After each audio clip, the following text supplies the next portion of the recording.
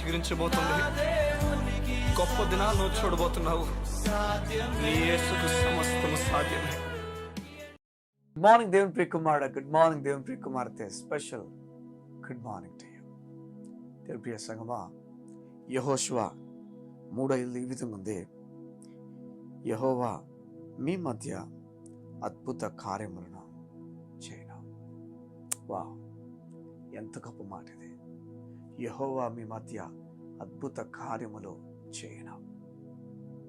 అద్భుత కార్యములు నీ కుటుంబంలో జరగబోతున్నాయి. ఉద్యోగం లేకుండా సతమతం అయిపోతున్న నీ జీవితంలో అద్భుతాలు దేవుడు చేయబోతున్నాడు.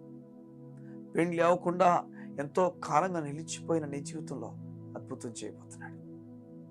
దేవుని కార్యం ఇప్పుడే పరలోకము నుంచి నీ కొరకు త్వరపడుతున్నాడు. దేవుడు అద్భుతాలు చేసేవాడు.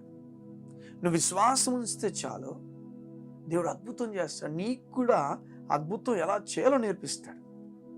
శిష్యులకు ఒక మాట చెప్తాడు, ఇదిగో ఈ కొండ పెక్కలింపబడి సముద్రంలో, ఈ కొండను తీసి సముద్రంలో పడవేయబడబో అని చెప్తే అలా జరిగిపోద్దని చెప్పి అద్భుతం నేర్పిస్తున్నాడు. అంజూరపు చెట్టు చెప్పించబడినప్పుడు మీరు కూడా మాట్లాడితే ఇది జరుగుతుందని చెప్తున్నాడు.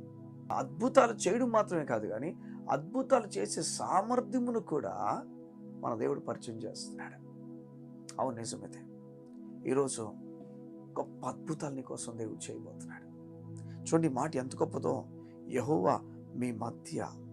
వా, నీ కుటుంబం చాలా అలసట గుండా వెళ్తుందేమో, నీ కుటుంబము చాలా దగ్గర గుండా వెళ్తుందేమో, మీ కుటుంబం అంతటి ఎన్నో మాటలనేసిన వారు చుట్టుపక్కల ఉన్నారేమో. ఆందోళన, దిగులు, నెమ్మదిలేని నీ కుటుంబం చెప్తున్నాను, మీ కుటుంబం మధ్యలోనే కార్యం చేయబోతున్నాను. మీ కుటుంబాలన్నీ కలిసి ఉంటాయేమో చూస్తే మీ కుటుంబం మీద తిరగబడి ఇష్టాసారంగా మాట్లాడుతున్న వారు మీ మధ్య ఉన్నారేమో. వారి మధ్యలో నీ దేవుడు హెచ్చించబోతున్నాడు. నీ దేవుడిని దీవించబోతున్నాడు. చూడండి, ఈ లోకపు శ్రమను సహించటం ఒక క్రైస్తవుని తాలూకు లక్షణం. ఈ లోకపు శ్రమను అయ్యో నేను సహించలేను, నా వల్ల కాదు అన్నంతగా దేవుడు ఏది చేయడట. ఏదైనా మనం సహించే దాంట్లోనే ఉంచడట, సహించలేని దానికి ఇప్పుడు తీసుకుని వెళ్ళట. ఆ సహించే దాంట్లో ఆయన అద్భుతం చేస్తాడు. అది ప్రపంచానికి ఆశీర్వాదంగా నువ్వు మారిపోతావు. ఈరోజు దేవుడు నీతో మాట్లాడి చెప్తున్నాడు, దిగులు పడ్డం, బెంగపడ్డం క్రైస్తవుని తాలూకు లక్షణం కాదు. క్రైస్తవుడు చెప్తాడట, అయ్యా నువ్వు నాకు తోడై ఉన్నావు, మమ్మల్ని అద్భుతం చేయబోతున్నావు.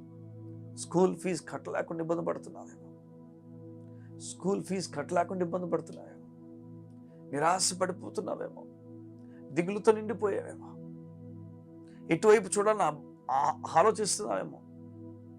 హౌస్ రెంట్ కానీ, ట్యాక్సెస్ కానీ, ఏవైతే ఈ మధ్య నువ్వు కట్టాల్సిన ఈఎంఐస్ కానీ చెల్లించలేకపోయావేమో.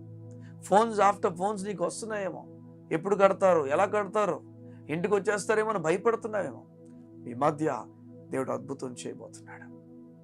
ఎంతో కాలంగా బిడలు లేకుండా సతమతమవుతున్న నీ జీవితంలో దేవుడు మీ మధ్య అద్భుతం చేయబోతున్నాడు. ఇంట్లో గొడవలు ఉన్నాయేమో, మీ మధ్య దేవుడు అద్భుతం చేయబోతున్నాడు. ధనము లేదేమో, సరిపోవట్లేదేమో, దేవుడు మీ మధ్య అద్భుతం చేయబోతున్నాడు. దేవుని అద్భుతము నీవు కల్లారా చూడబోతున్నావు. దేవుని కరుణను కల్లారా చూడబోతున్నావు. యోధన ఈ మాటను పట్టుకొని, యెహోవా మీ మధ్య అద్భుత కార్యములు చేయనన్న మాట పట్టుకొని ప్రార్థన చేద్దాం. ఈ దినమే దేవుడు అద్భుతంగా చూడబోతున్నా. కళ్ళు మూసుకున్నట్లయితే మీ గురించి నేను ప్రార్థన చేయడానికి ఇష్టపడుతున్నాను. మా ప్రియ పరలోకపు తండ్రి, నీకు వందనాలు. నీ బిడ్డల వారి జీవితాలు, వారి కుటుంబంలో, వారు అలిసిపోయిన వారి చోట మధ్యలో అద్భుతం ప్రకటించుచున్నాను. దైవికమైన అద్భుతం ప్రకటించుచున్నాను. నెమ్మది ప్రకటించుచున్నాను.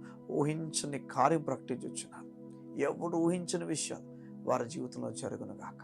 దేవుని కార్యముతో నీ బిడ్డలు నింపబడుతురు గాక. సమాధానము వారు వెతకి వారి జీవితంలో కనుగొందురు గాక.